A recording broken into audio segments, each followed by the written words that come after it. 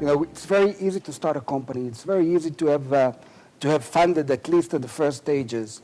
I think the last point, we are isolated in many, geopolitical, we are isolated. So again, our way to make an impact, is actually to create something that we can deliver to the world, that we can say we are kind of alive. And I think the last point that I make is, I think we're not afraid of failure. I think you heard several companies here. We're not afraid of failure. So you're not afraid of being anxious? Yeah, we're not afraid of being anxious. So if you failed, you close this company, you start another company. So you do see entrepreneurs that actually the first one, they failed, but they're not afraid. They will start the second company. And hope in the second company they will make it. Thank you. Your turn is coming. Just to encourage you, go ahead. I keep forgetting that I'm not Israeli anymore. That's the way to being an entrepreneur, Just to expand on what Nissim said about it's 4.6%. 4.6% out of the GDP, Israel invests in R&D and technology. And what is interesting here is this number, more or less, steady along the years. Now, what's happened now? By the way, out of this number, 75% is coming from the private sector. Only 25% from government. So, and it's relevant to where we live today. What happened now is that the private sector does not have enough money to invest in R&D, including in Israel. So the private sector is declining. Otherwise, it will be a problem in the future. And that is what the government understands. That's what the government is coming with plans. Unfortunately, I believe, not like in Canada, the government is not too fast, slow to get decisions. But eventually they will be there. Thank you. Just a word of encouragement, Yaacov. Some of you know, and if not, then this is time to make a little announcement that there's 2 programs that are about to be launched in the brain research arena. One is at the federal level of Canada, which was initiated in a meeting of Netanyahu and Harper. Another one in the province of Ontario, which was initiated in the meeting of Premier McGuinty with President MaRS. This is going to be a very serious opportunity alongside water and alternative energy, so stay tuned. So you mentioned the percent of GDP, Yigal, that goes into R&D, and in fact, all of us who are in the tech transfer space already know by heart the 4.5% compared to US 3.5, Japan 2.5.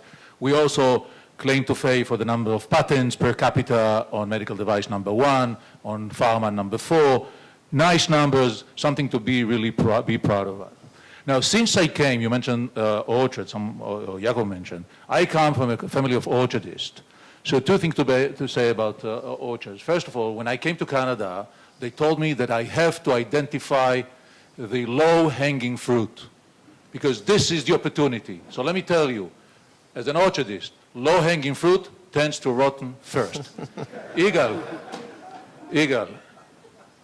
problem is that, as Nissim suggested, starting companies and restarting companies is relatively easy. I think that it's a global problem when you look at things in terms of translating into sustainable economies. What do you think Israel is doing, or maybe failing, in that regard? Because starting companies, sending them to all parts of the world, maybe is not the right way to go. I think that, again, you have to look at the whole picture. Israel has, as I said, at least in the ICT area, a very complete ecosystem. So you have solutions for seed money. You have solution for transfer of technology from the university. Some solution. I believe you are not happy with these solutions, but there is always can do more. And there are also funding by the government for projects by the chief scientists. There is a community of venture funds and private equity now. And all what you need to start a company is there. You have big companies, so you can get help from from experience of other companies. It's a community which is, I think it's now well sustained, and the problem that people started to talk now is why, because it's so working good, why Israel is only a place where you can start companies and then sell them, and not growing big companies. And that bothers some people, that maybe it's better to have some big companies instead of small companies. I'm not sure. It's a legitimate debate, but at the end, I guess my question is, does it bother you? It doesn't bother me, but it bothers the government today. It doesn't bother me because I think this is something that you cannot intervene with. This is natural life of companies. We as investors, as venture capital companies, understand very well the situation that you invest in a company and you have many hopes that this is going to be a very good hit, and a year or 2 years after it's a failure, it's total failure, and the opposite happened. You don't think that the company will succeed, and then suddenly it becomes a different company. And we know that companies, most of them cannot be big companies in this competitive world, compete with American companies, with other companies, and the way for them to survive is only to be acquired.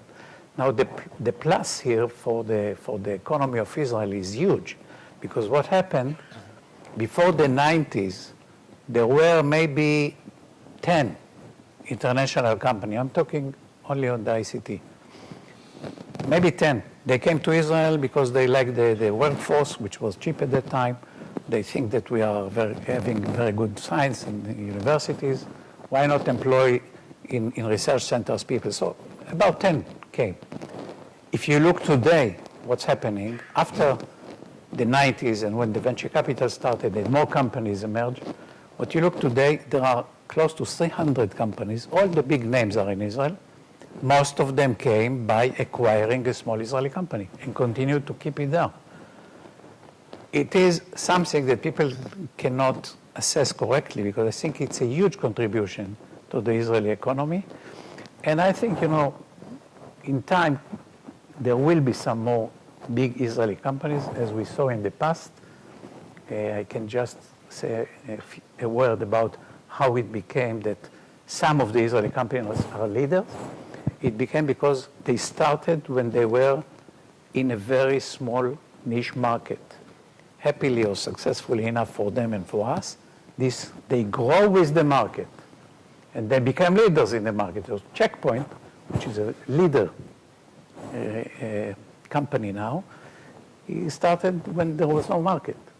Nobody wanted to be in this market. So let me make sure I understand what you're saying. I'm getting to you, Nissim. Well, I'm a relatively patient person, but Jerry Grafstein is very impatient, and he doesn't want to wait 20, 30 years for a checkpoint to make a presence, right, Jerry? So let me just remind you of one example. About a year ago, we heard about a sensational transaction that Ventor had a disruptive technology for artificial valves, and it was sold to Medtronic. It went to the Midwest, probably helping promote the economy of the Midwest. What is the benefit to the state of Israel? It's partially, we are being investor in Ventor. So I think make money. We made money. Yeah, we made money on that, and and I think one thing that we have to say here, we are venture capital. I'm a venture capital, and we have one mission, is to return money to our investor, to make money to our investor. So regardless if the company will stay in Israel or doesn't stay in Israel, we have one mission. However, let's take the Ventor example. You say it's sold out, but actually what happened after Ventor was sold to Medtronic, Medtronic started an R&D center in Israel. So now instead of having 30 people employed, there are 100. The same happened with PVT. PVT was sold to Edwards. At that time, there were 20 people in the company. The company was sold for $150 million. It was another aortic valve replacement technology. And now you have an R&D center of Edwards in Israel. The same goes with Biosense. J&J bought Biosense for $400 million.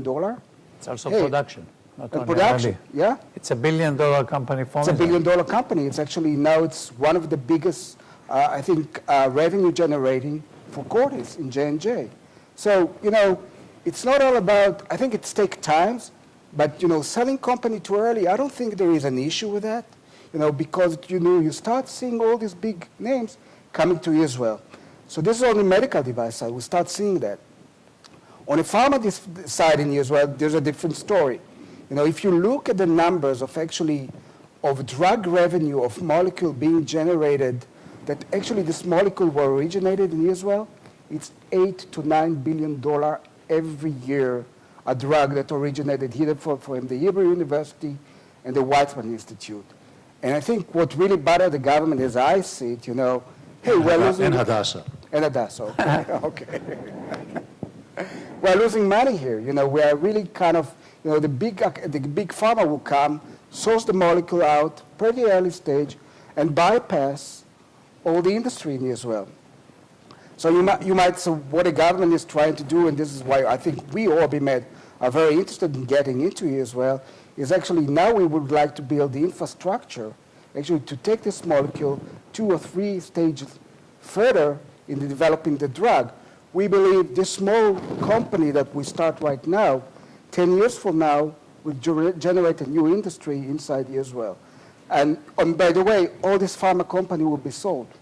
I mean, I don't think there is any one pharma or startup pharma company that would take the drug from A to Z. No, but in pharma it's better because pharma give license. They don't sell the company. So either you sell the company or give license. Well, Yaacov, now is the time for your presentation. So why don't you, while you get ready for that, almost everybody knows about Startup Nation, Israel Startup Nation. And it's probably a very nice way of portraying the accomplishment. Not always accurate, but just as an interjection. In my spare time, I was a colonel in the army, and I have to say to you, for those of you who remember the chapter where they say that if a troop do not like their commander, they will get rid of him. Even in Israel, when you do that, you go to jail. Rafi, but before I start my presentation, actually it's because of our good friendship, you forgot the topic of our panel, which is innovative approaches to technology transfer, so here it is.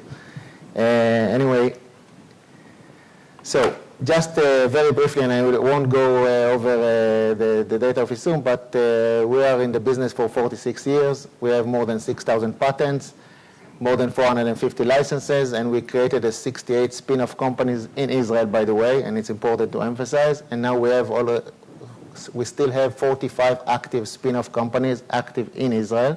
Yissum is considered to be one of the top 15 tech transfer companies in the world.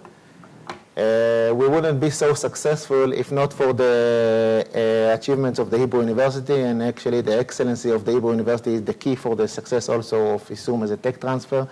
The Hebrew University is the largest academic institution in Israel.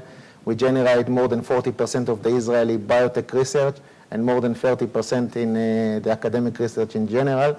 And just to get the impression of the sizes, Hebrew University is only 23,000 students. If you compare it to the universities in Canada, you know the mathematics better than me. We have only now 950 researchers, only 450 in what we call the experimental sciences. And if you combine this with the achievements, so you see the nice ratio. The data about Israel was already mentioned, so I won't go over into this again. But Hebrew University is considered #1 in Israel, and you see all this ranking. We are considered top in many areas in the world.